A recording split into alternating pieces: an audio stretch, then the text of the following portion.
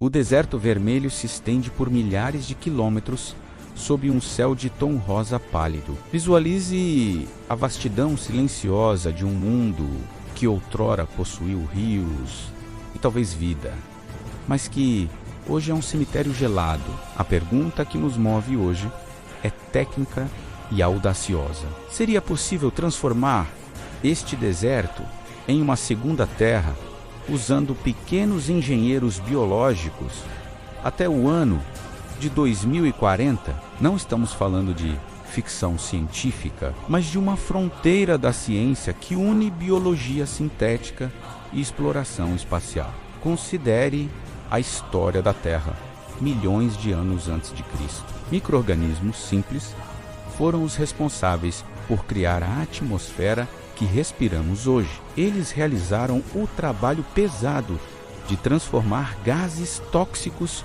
em oxigênio. Agora, cientistas propõem replicar esse processo em uma escala de tempo humana.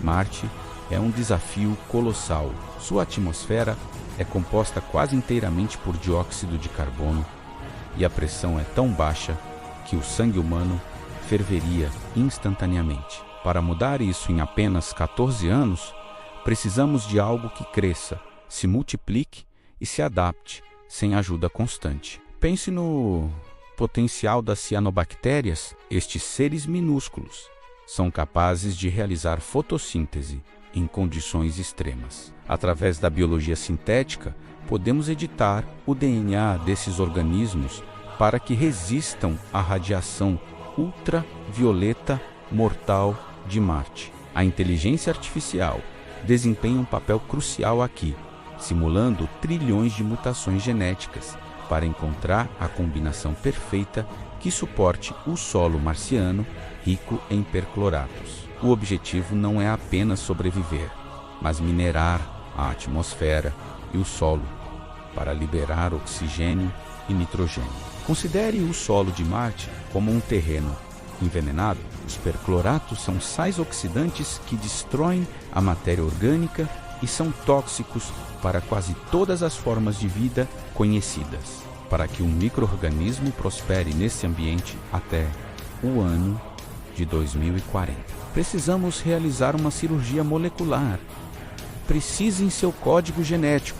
Pense na inclusão de dois componentes fundamentais, conhecidos como redutase de perclorato e dismutase de clorito. Esses sistemas enzimáticos funcionam como pequenas usinas de processamento químico que transformam o sal tóxico em cloreto comum e oxigênio puro. Visualize a estrutura de uma bactéria terrestre chamada Deinococcus radiodurans, famosa por resistir a radiações extremas. Ela serve como a base perfeita para as nossas modificações. Ao inserir os genes que processam perclorato nessa bactéria, criamos um organismo híbrido capaz de suportar tanto o bombardeio de raios cósmicos quanto a toxicidade do solo marciano. Além disso, os cientistas estão focados em reforçar a membrana celular desses seres através da bioengenharia. A inteligência artificial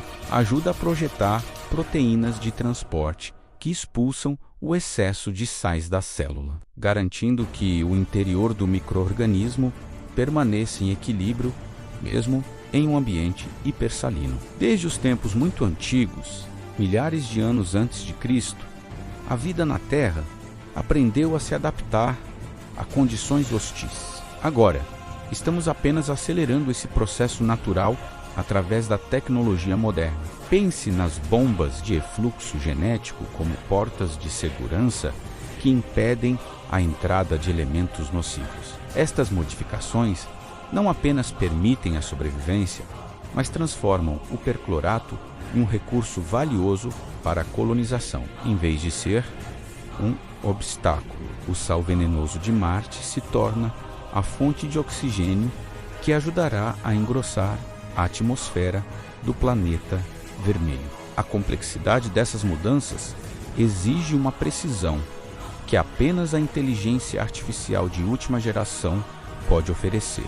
Considere o mapeamento de como cada proteína se dobra e interage com as moléculas de perclorato em tempo real. Sem essas simulações avançadas, o risco de falha biológica seria alto demais para uma missão espacial. Visualize um futuro próximo, onde trilhões desses seres modificados trabalham silenciosamente sob a superfície, preparando o terreno para os primeiros colonos humanos. O que antes era veneno se torna o combustível essencial para o nascimento de um novo ecossistema planetário. Visualize a primeira fase desse plano. Pequenas sondas autônomas pousam nas calotas polares de Marte. Elas não carregam astronautas, mas bioreatores contendo bilhões de bactérias geneticamente modificadas. Ao serem liberadas, essas bactérias começam a consumir o gelo seco e a liberar gases de efeito estufa. Isso criaria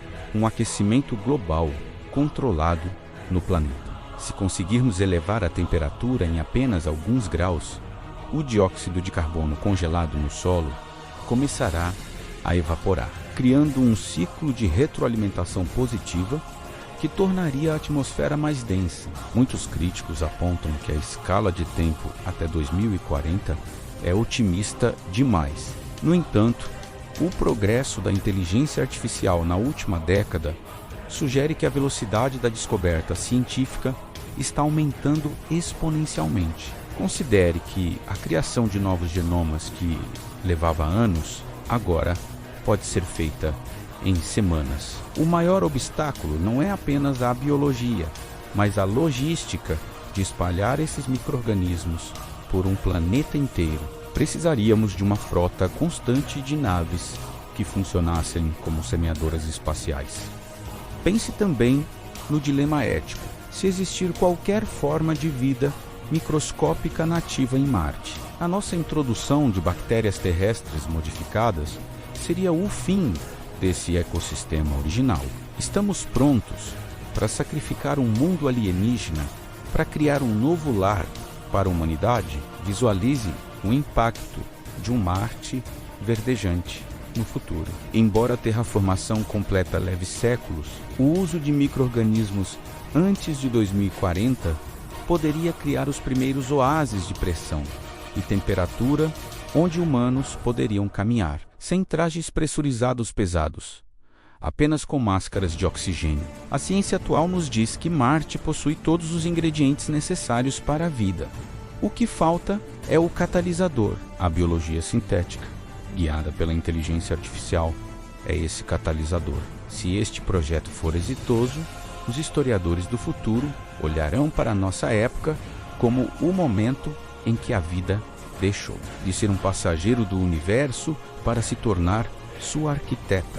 O relógio está correndo e cada avanço no laboratório nos aproxima mais do primeiro broto verde, nascendo na poeira vermelha.